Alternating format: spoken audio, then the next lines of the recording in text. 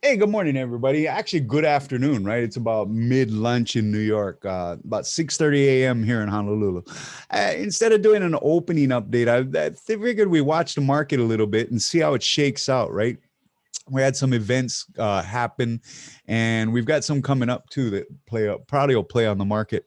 Let's start with this morning. So overnight, of course, the 10-year yield popped to the 14-month high.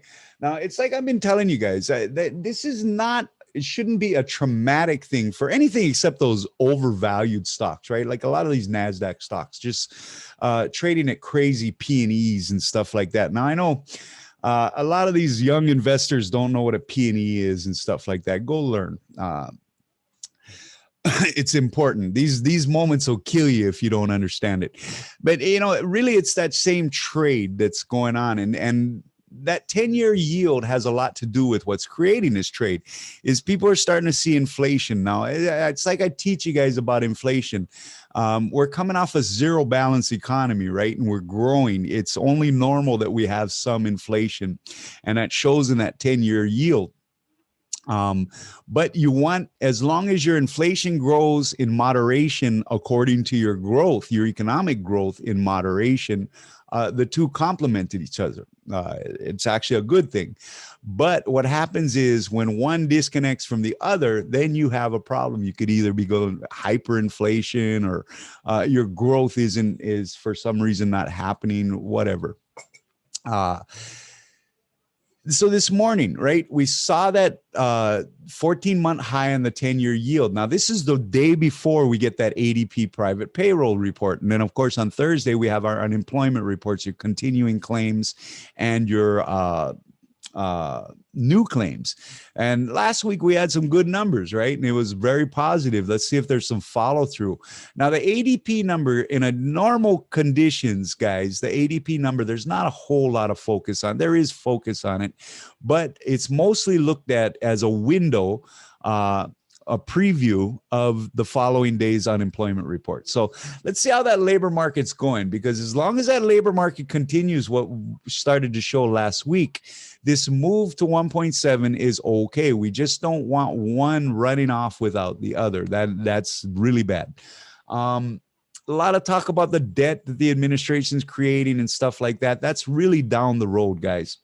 And as long as you're building your portfolio smart, you'll be okay through that situation. We're in a sideways market, man. Goes up to the top of the channel, comes back down. Goes up to the top of the channel, comes back down. Let's look at a couple charts to give you an example here. So there's CNBC. Let's refresh that so we get a nice current number there. And you can see we're down about 130 on the Dow, about 17 on the S&P, and the NASDAQ's picked up a little bit since that big little beat down this morning. But again, that's your roll. Is your money's rolling out of those high valuations, taking those profits, a lot of them 300-400%, right? Look at ARK, Cathie Wood and stuff, just massive gains. It's time for profit taking and to move that into something that's ready to deal with the potential of the economy that's going forward, which is sideways. Other than that, guys, it's just kind of a wait and see nut market. And I'll show you here on the charts what I'm talking about. Let's move that guy to the middle. And let's look at first the Dow Jones. You can see after making this, we had a nice flat line here, a little bit of stealth rally up. Then we had a little clean, right, in January. Sideways. Then we had a little bump up, right? And now we're kind of building this sideways market again. All right.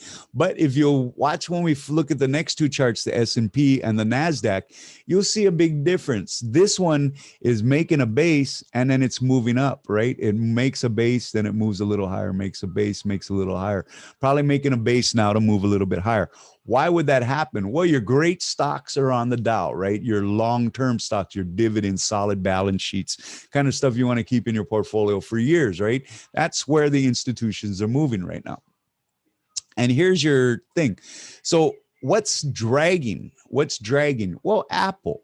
Apple is really, really, it's stuck around that 120 level, 119, 120.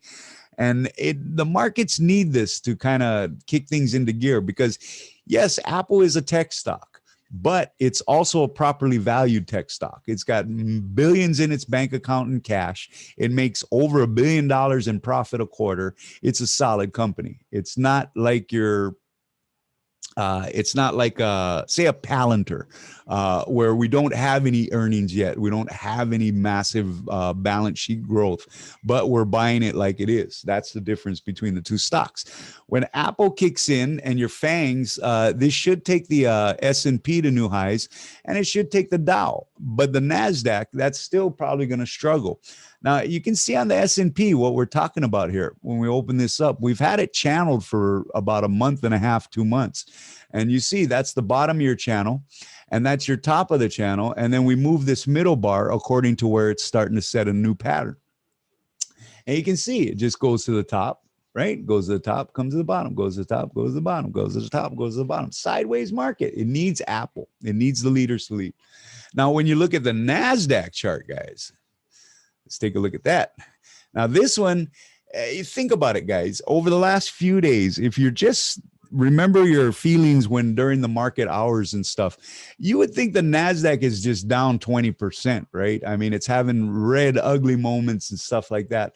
But again, all it's doing is in that channel, right? It pops up to the top, comes back to the bottom, pops up to the top, comes back to the bottom, and so on and so on and so on. It's a sideways market. Very difficult to trade options, right? Because, you start buying a breakout today, tomorrow it just breaks down. Hey, you buy a breakdown tomorrow and it just breaks out. There used to be way back in the day, the early 90s, there used to be a stock picker, and he used to call it channel trading. And what he used to do is find stocks that just gyrate between these levels, and like he'd buy at the bottom, sell at the top, buy at the bottom, sell at the top. But it's dangerous to do that. And I'll tell you why. You go deep into here, right? You think, oh, there's the big breakout. Next thing you know, you're in the pits. So be very smart with your options like we are right now. Give yourself a nice leash on it. Most of our options are out till at least summer. We got a couple that are coming up in mid-April, late April, but we can live with those. That's Apple and Ollie. Other than that, guys, really, this market is just a sideways market. So look, stock of the week. I got an interesting, fun stock for you guys tomorrow. Okay. Give me one more day to put the placards together and just double check some research before we call it. We do put some very deep time into these stock of the week picks. We don't just throw them out there for you. And you can tell by the way they're acting, right? We've done CCI. That's doing very well. We did the Apple a couple of weeks ago, right? It's probably a big buying opportunity since then for Apple. It's kind of gyrated at that level. We did Hershey, right? Hershey, hey, man, that thing's up like 4% since the call, and given big dividends, right? ET, if you want an energy play. But you see these, we put some real time into these, so take them serious. Other than that, guys, it's Tuesday. We've got the ADP report tomorrow, which is your private payrolls. And like I said, most people most of us look at it like it's a window or a preview of the Thursday reports. Not always like that, but sometimes it's different. Right now, it's a different situation, right? The COVID recovery, right? Remember back in December, they were talking about first quarter. Guess what? Tomorrow is the end of the first quarter. Then there was ones that were talking about second quarter. Well, tomorrow's the start of the second quarter. So we'll see. We'll see. Nobody knows. The market will tell us, and the economy will tell us. And tomorrow and Thursday should be some very important data. So look, guys, you take Thursday or Tuesday and relax a little bit. Like I said, we're going to release that stock of the week.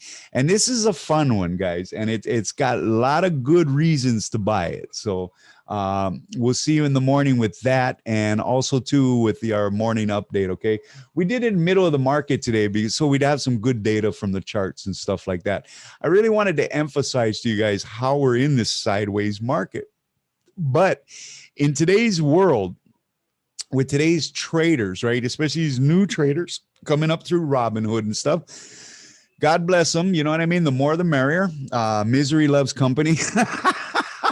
But they need to, it's See, I forgot my train of thought when I started making jokes. But you know, you've got these new traders coming in and stuff, and it creates this short-term environment, right, in your mind. If you really think about it, it's like this morning, right? The Dow's down 130, the NASDAQ is down, the S&P is down, and you start thinking you're in a bear market, right? You're in a downtrend market. But when you look at the charts, all you are is in a sideways market, and that tells you be patient. Okay, pick your spots well and be patient. That's all this is. It's a different market than most people are used to. We've had, what, 15 years of just buy the dip, right? Well, what happens when the dip doesn't dance, right? After you buy the dip, what if it dips again? Anyways, and most people haven't seen a sideways market. Most people don't know what a bear market is. They've read about it, they've heard about it, but they've never experienced it, and they don't know how to trade it. So just be cautious, okay, guys? Be selective, be cautious, and be patient. Old school investing is really coming to light right now. Other than that, guys, you guys have a great day. Like I said, we'll do a stock of the week tomorrow, and we'll have some fun with that. Okay. Have a great Tuesday. Okay, guys. Thanks for tuning in again. Any comments and stuff, leave them below. You got questions, we're glad to answer them. If we don't know, we'll make something up. Just kidding. Shouldn't say that on the internet. Anyways, guys, it's been a fun Tuesday. It's a quiet Tuesday, but you can see we're having fun over at our trading room, and you should be having fun too. We always say that to our members, guys. Look, if you're stressing over the market, if you're sweating over every tick, you're doing it wrong. Okay, the market should just be an extension of your normal life, and it just should be a tool for making money. Okay, it's not a life or death situation. Unless you bet the farm on every trade. All right. Okay, guys. I'll see you tomorrow morning with the stock of the week and another update. Sit tight on this market.